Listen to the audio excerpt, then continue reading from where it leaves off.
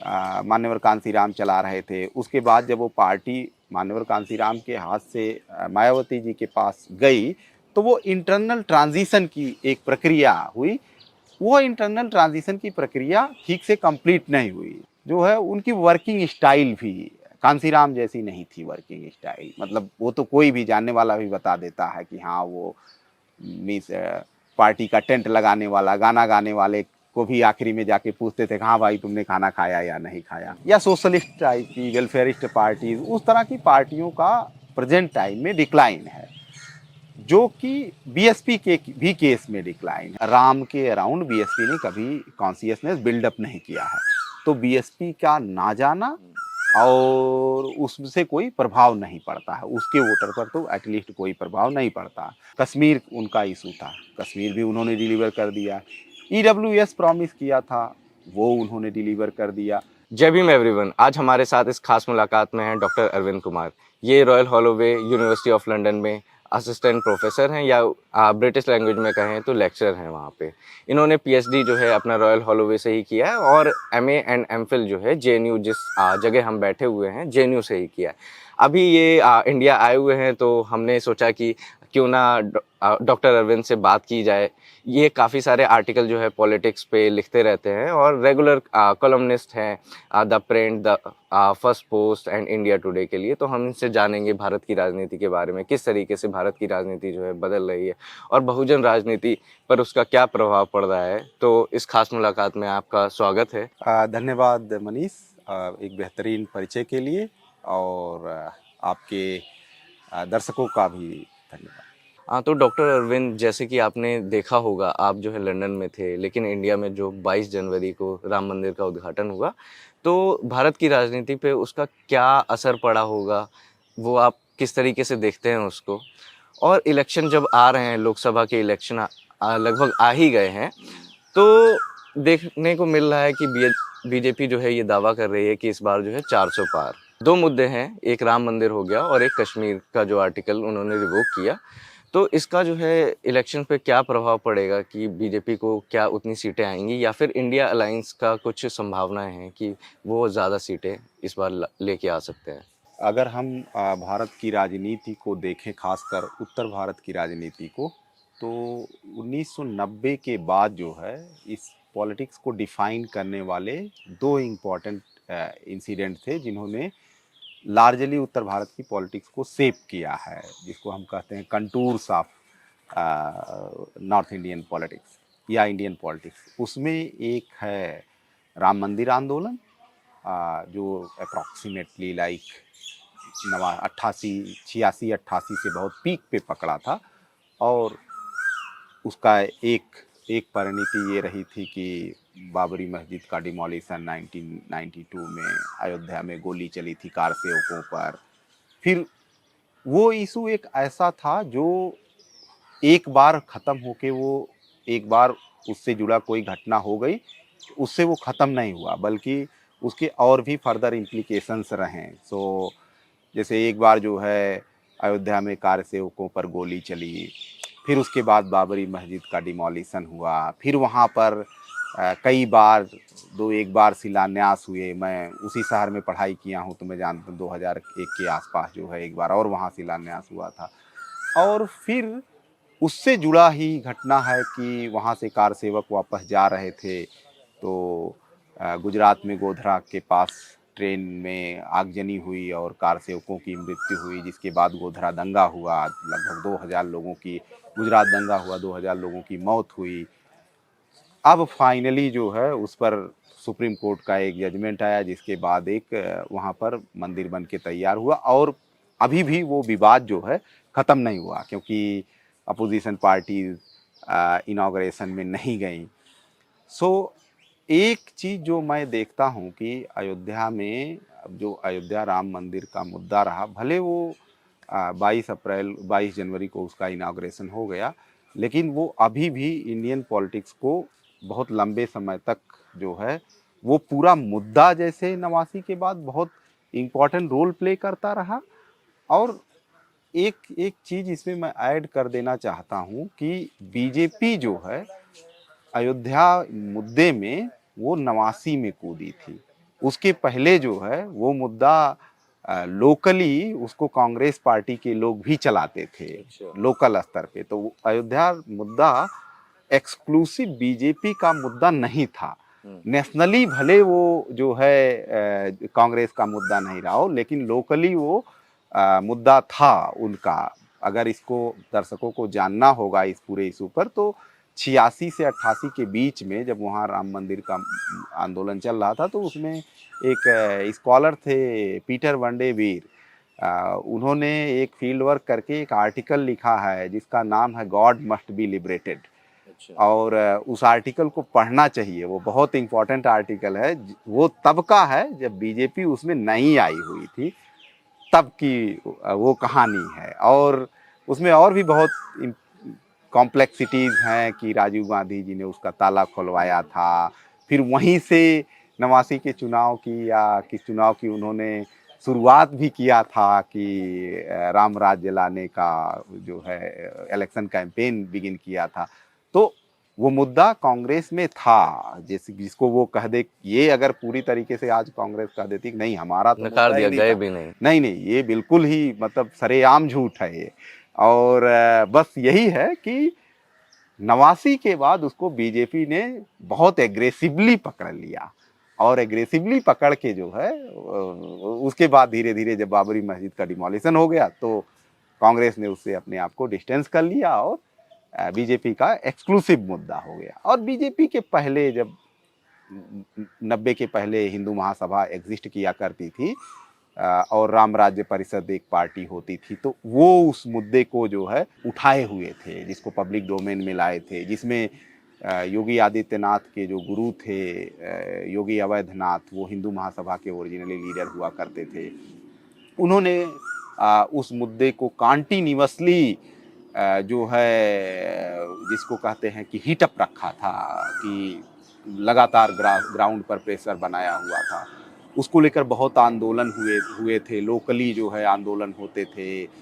कुंभ मेला लगता है 12 साल 13 साल बाद, वहाँ बहुत बड़ा जमावड़ा होता है लोगों का, वहाँ पर उसको लेकर हर बार प्रस्ताव कुछ न कुछ पास होता। तो इस प्रकार वो जो है नेशनली और इंटरनेशनली भले मुद्दा ना रहा हो, लेकिन लोकली वो एक बड़ा मुद्दा था। और वो इस वजह से पहले उस पर बहुत क्लियर कट पोजीशन पार्टियां नहीं लिया करती थी, लेकिन जब बीजेपी ने उसको टेक ओवर कर लिया, तो इसमें कोई डाउट नहीं कि वो बड़ा मुद्दा हो गया। और उसमें 2 एपिसोड ने उसको और भी बड़ा मुद्दा बना दिया। बाबरी मस्जिद का डिमोलिशन, सेकंड जो है गोधरा में ट्रेन में कार सेवकों का जलाया जाना, और फिर उसके बाद गुजरात दंगे जो हुए, तो इनने जो है बहुत उसको एक इंटरनेशनल इशू बनाया कि लोकल एक शहर का मामला इंटरनेशनल मामला बन गया इससे। और लगातार जब मामला बड़ा हो गया, उससे उस एक घटना से तमाम जो है घटनाएं जुड़ती चली गई, तो उसको आप समझ सकते हैं कि एक घटना है, उसके बाद एक चेन ऑफ इंसिडेंट आप देख सकते हैं। तो उसने इस वजह से जो है भारत की पॉलिटिक्स को बहुत इम्पोर्टेंट रोल प्ले किया है सेव करने में। तो जब वो इशू कंक्लूड हुआ है, या नियर कंक्लूजन जिसे हम समझते हैं, तो ये बिल्कुल नहीं माना जाना चाहिए कि वो मुद्दा ख़त्म हो गया कंप्लीटली, बट वो मुद्दा जो है बहुत जिसे हमें ये कहना चाहिए कि वोटर्स का कॉन्शियसनेस सेव करने में वो बहुत बड़ा रोल प्ले करेगा। तो इसका पॉलिटिक्स पे क्या असर है, जो पार्टियां राम मंदिर के उद्घाटन में गईं और जो नहीं गईं, और जैसे कि बीएसपी ने भी थोड़ा बीच वाला स्टैंड लिया उस पे, लेकिन गए नहीं, अखिलेश यादव नहीं गए, कांग्रेस से नहीं गए, तो क्या इनको नुकसान होगा पॉलिटिक्स में? नहीं, देखिए, इम्पॉर्टेंट चीज़ ये है कि आप जो है किस तरह के वोटर के लिए compete करते हैं, और आप अपने वोटर का कॉन्शियसनेस किस तरह बिल्डअप करते हैं। तो बीएसपी ने अपने वोटर का कॉन्शियसनेस कभी उस तरह से बिल्डअप नहीं किया है कि जो है राम के अराउंड बीएसपी ने कभी कॉन्शियसनेस बिल्डअप नहीं किया है। तो बीएसपी का ना जाना और उससे कोई प्रभाव नहीं पड़ता है, उसके वोटर पर तो एटलीस्ट कोई प्रभाव नहीं पड़ता। हाँ, अगर वो अपोज करेगी तो जो जो समुदाय उससे जुड़ा हुआ है, जो अपने आप को डायरेक्टली मानता है एफिलिएटेड, उसका नुकसान हो सकता है। तो बीएसपी की पोजीशन मुझे लगता है कि परफेक्टली ऑल राइट थी इस इशू पर। लेकिन तो जो कांग्रेस पार्टी है और या कुछ दूसरी पार्टियां हैं, उनकी पोजीशन मुझे एक्यूरेट नहीं लगती है। मेरी समझ थी कि जब आप उसको कर ही रहे थे बैकडोर से, और उसके बावजूद भी आप देखिए कि बाद में भी जो राम के पूरे सिंबोलिज्म के आसपास अगर आप पॉलिटिक्स कर रहे हैं, अब छत्तीसगढ़ गवर्नमेंट जो है, भूपेश बघेल की सरकार, कांग्रेस सरकार थी, वो राम वनगमन पाथ बनवा रही थी, ठीक, बनवाया है उन्होंने। इसके बाद मेले लगवा रहे थे, तमाम और काम कर रहे ये तो थे। थोड़ी स्टेट की रीजनल पॉलिटिक्स हो गई, रीजनल, नेशनल पॉलिटिक्स तो थोड़ी है। जब आप रीजनली ये सब कर रहे हो, तो फिर दो नेताओं को भेज देने में क्या जाता है, कौन सा आपका बहुत बड़ा नुकसान हो जाएगा। अल्टीमेटली जो है, जो पॉलिटिक्स जिस पर्सन के अराउंड आप कर रहे हैं, मतलब आपके मोडस ऑपरेंडी में, उस पॉलिटिकल थॉट और थियरी में, उस पॉलिटिकल ट्रेडिशन में या उस रिलीजियस ट्रेडिशन में, वो आदमी जो है या वो पर्सनालिटी, वो गॉड का एसोसिएशन तो अयोध्या से ही है ना। तो जब आप कहेंगे कि उसका ओरिजिनल प्लेस नहीं मानते हैं, बाकी हम बाकी सब मानते हैं, तो वहाँ मुझे लगता है कि पॉलिटिकली रॉन्ग थे। और ये हो सकता है कि उनकी अपनी अपनी अपनी समझ रही हो, जिसका उनको देखिए लगातार नुकसान उठाना पड़ रहा है कि अब उनके एक एक नेता उसी चीज़ को बहाना बना के बाहर जा रहे हैं। और राम एक इंडियन, नॉर्थ इंडिया में एटलीस्ट मीन्स इतना इम्पोर्टेंट, धीरे धीरे वो बहुत महत्वपूर्ण गॉड के तौर पे इस्टेब्लिश होते चले गए कि मीन्स वहाँ से शायद जो एवरीडे पॉलिटिक्स करने वाले, जो रोज़मर्रा की पॉलिटिक्स करने वाले लोग हैं, उनके लिए थोड़ा सा डिफ़िकल्ट है। बाकी जो थियोरेटिकल पॉलिटिक्स करने वाले हैं, जो बैठ के हमारे आप जैसे लोग जो बैठ के किताबें लिखने वाले हैं, उनके लिए बहुत आसान है चीज़ें, बोल देना, लिख देना, अगेंस्ट लिख देना, ये बहुत आसान है। लेकिन जिसको जिसको एवरीडे लोगों से जाके मिलना है, मोबिलाइज करना है, वोट लेना, उसके लिए थोड़ा सा बहुत डिफ़िकल्ट होता है ये। इंडिया की पॉलिटिक्स में कुछ शिफ्ट देखने को मिला है बीजेपी के जब 2014 के बाद में खास तौर से, और बहुजन पॉलिटिक्स के लिए क्या होप है इसमें? देखिए, बीजेपी के साथ एक चीज़ जो उसने बहुत जो साफ मुझे दिखाई देता है और बाकी लोगों को भी दिखाई देगा, बीजेपी अपने वोटर को ये कन्विंस कर पाई है, उसका जो कोर वोटर है, कि हम जो आपको प्रॉमिस कर रहे हैं वो हम डिलीवर कर देंगे, ठीक है। आप समझ लीजिए कि 90s के पहले उन्होंने जो है राम मंदिर इशू को पकड़ा 90s से, और उन्होंने उसको डिलीवर कर दिया। फिर आप दूसरा आप देख सकते हैं कि दूसरा इशू आप देख सकते हैं कि कश्मीर उनका इशू था, कश्मीर भी उन्होंने डिलीवर कर दिया। ईडब्ल्यूएस प्रॉमिस किया था, वो उन्होंने डिलीवर कर दिया। सो जो जो उनके कोर इश्यूज थे, मोरलेस केवल यूनिफॉर्म सिविल कोड को छोड़कर लगभग लगभग वो सारे इश्यूज अपने कंटिन्यूअसली डिलीवर कर दिए हैं। जब कोई पार्टी इस तरह करती है, तो उस पर जो उसके कोर वोट ही नहीं होते, बल्कि दूसरे भी जो होते हैं, उनका विश्वास जो है थोड़ा ज़्यादा बढ़ जाता है। ये राम मंदिर के उद्घाटन का बहुजन पॉलिटिक्स पे क्या प्रभाव है? देखिए, केवल केवल मतलब राम मंदिर एक इशू है, और जो लार्जर जो ट्रेंड है, वो ग्लोबल ट्रेंड भी है, और वो ग्लोबल ट्रेंड मीन्स इंडिया में रिफ्लेक्ट भी होता है। तो लार्जर ट्रेंड ये है कि दुनिया भर में जो है दक्षिणपंथी पार्टियों का राइज है प्रेजेंट टाइम में, ये ग्लोबल ट्रेंड है, और जिससे भारत अछूता नहीं है। तो जब ग्लोबली जो राइज है और उससे भारत अछूता नहीं है, जो दूसरे तरीके की पार्टियां होती थी, जिसमें जिनको डेमोक्रेसी के लिटरेचर में सेंट्रिस्ट पार्टीज कहा जाता है, सेंट्रल लेफ्ट पार्टीज कहा जाता है, ऐसे ऐसे अलग अलग टर्मिनोलॉजीज हैं। सो उन तरह की, या सोशलिस्ट टाइप की, वेलफेयरिस्ट पार्टीज, उस तरह की पार्टियों का प्रेजेंट टाइम में डिक्लाइन है। जो कि बीएसपी के भी केस में डिक्लाइन है। और बीएसपी पर मैंने काफ़ी कुछ लिखा है कि उसमें इंटरनल ट्रांजिशन जो होता है, हर पार्टी इंटरनल ट्रांजिशन से जाती है।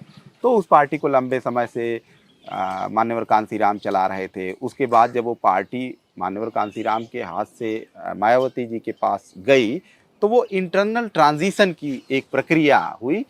वो इंटरनल ट्रांजिशन की प्रक्रिया ठीक से कंप्लीट नहीं हुई। इसमें क्या होता है कि जब इंटरनल ट्रांजिशन ठीक से नहीं हो पाता, प्रीवियस लीडर जो लीडरशिप नई ने खड़ा किया होता है, वो लोग नए नेता की अथॉरिटी को उस तरह नहीं मानते। नया नेता जो है अपनी अथॉरिटी को असर्ट करता है, तो उसमें झगड़ा होता है, फिर वो पुराने लोगों को बाहर निकाला जाता है, और भी तमाम चीज़ें होती हैं। बहुत बहुत मतलब डिफरेंट इंटरनल, हर हमेशा पार्टीज में इंटरनल चर्निंग होती है, और वो इंटरनल चर्निंग जो है पार्टीज को नुकसान भी पहुंचाती है। बीएसपी में वो चीज़ हुआ है। एक और भी चीज़ जो हुआ है कि जब भी कोई नया व्यक्ति पार्टी को टेक ओवर करता है, भले ही हम जैसे कि आपके साथ आकाश आनंद को जो है उत्तराधिकारी हाँ, बनाया। अब जो है उस तरफ जा रहे हैं। जैसे कि बीजेपी को देख लीजिए कि राजनाथ सिंह पार्टी को अलग तरीके से चलाते रखते थे, या भी कल, या जो है उनके जैसा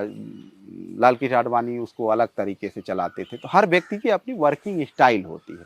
वर्किंग स्टाइल भी पार्टीज को नुकसान पहुंचाती है। तो बीएसपी में वो प्रोसेस रहा कि जो मैं मायावती जी का टेन्योर देखता हूँ बीएसपी को टेक ओवर करने का, उसमें मैं देखता हूँ कि पार्टी एक तो चर्निंग के थ्रू गुजरी।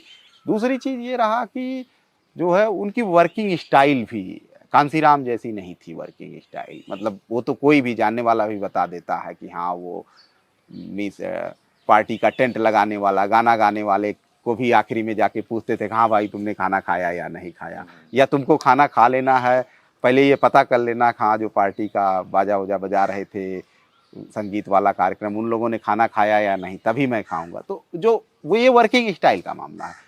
तो अब उस वर्किंग स्टाइल से पार्टी दूसरी तरफ जा रही है। नए लीडरशिप, भले वो उनके परिवार के ही लोग हैं। तो मैं ये देखता हूँ कि मेरी जो समझ है, मैं मतलब गलत भी हो सकता हूँ, मेरी समझ ये है कि नई लीडरशिप अगर जो है वर्किंग स्टाइल चेंज करेगी, रेदर देन कि फैन फॉलोइंग नहीं होनी चाहिए कि जो है आप मानिए कि हाँ एक्स नेता ने ऐसा किया था तो मुझे डेटो वैसा वैसा ही करना। नहीं, हर व्यक्ति की अपनी इंटरनल क्वालिटी होती है, अपनी इंटरनल कमी होती है।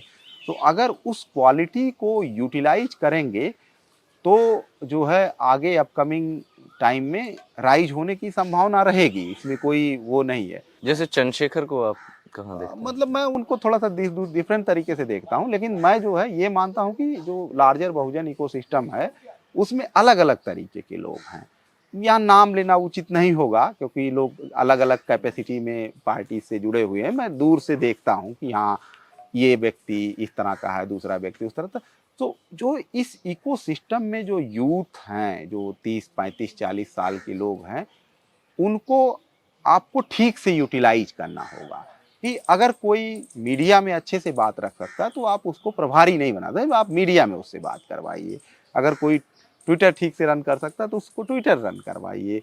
तो ये जो है मतलब एक ह्यूमन रिसोर्स मैनेजमेंट का भी इशू है। अगर उसको बेहतरीन ढंग से करना शुरू करेंगे और अपनी एक वर्किंग स्टाइल इवॉल्व करना शुरू करेंगे, तो मुझे लगता है कि जो है लॉन्ग टर्म में पार्टी को मीन्स रिस्पेक्टेबल सिचुएशन में भी पहुंचा सकते हैं। ऐसा कोई जो है कोई भविष्यवाणी वाली बात नहीं है कि हमेशा आप खराब हो रहे हैं तो खराब ही करेंगे। जैसे कि बीजेपी की विचारधारा और बीएसपी की जो विचारधारा है वो काफ़ी ज़मीन आसमान का उसमें अंतर है। लेकिन हम देख रहे हैं कि जो बीजेपी के पाले में जो है बीएसपी के लोग जा रहे हैं, जो दलित नेता भी हैं, तो ऐसा कैसे पॉसिबल है? नहीं, देखिए, नेता हमेशा पार्टीज में दो तरीके के होते हैं। एक तो जो होते हैं जो जो सेंटर और स्टेट लेवल पे जो राजनीति करते हैं, और एक नेता होते हैं जो ग्रास रूट पे लोकसभा कॉन्स्टिट्यूएंसी पे नेता होते हैं।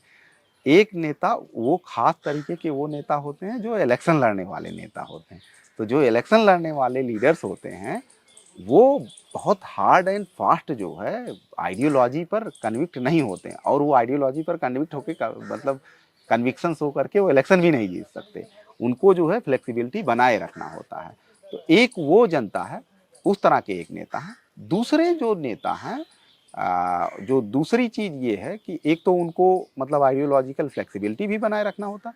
दूसरी एक चीज़ और भी मनीष समझिए कि जब हमने 40 साल राजनीति में दे दिया, एक आदमी 40 साल पॉलिटिक्स में दे दिया, तो 45 साल के बाद उसको कहेंगे कि अब तुम जाके बिजनेस करो, तो वो बिजनेस नहीं कर सकता है, वो पॉलिटिक्स ही करेगा, खासकर जो लोग इलेक्शन लड़ते हैं। तो उस तरह के जो नेता होते हैं, अगर उनको पार्टी कमज़ोर दिखाई दी, वीक दिखाई दी, या उनको पार्टी टिकट दिलाई दी, तो वो करेंगे पॉलिटिक्स ही, उनको करना पॉलिटिक्स ही है। 50 साल के बाद आदमी दूसरा जो है जाके खेती नहीं करना शुरू कर सकता, वो करेगा पॉलिटिक्स ही, तो वो चेंज कर लेते हैं लोग पार्टी। मैं उसको इस तरह से देखता हूँ। तो ठीक है, अभी हमारे पास जो है वक्त की कमी है, आपको जो लेक्चर के लिए जाना है, तो हम इंटरव्यू यहीं ख़त्म करते हैं। और दर्शकों का बहुत बहुत शुक्रिया जो एंड तक बने रहे। मैं हूं मनीष और कैमरे के पीछे हितेश। चैनल को लाइक एंड सब्सक्राइब करना ना भूलें। जय हिंद। जय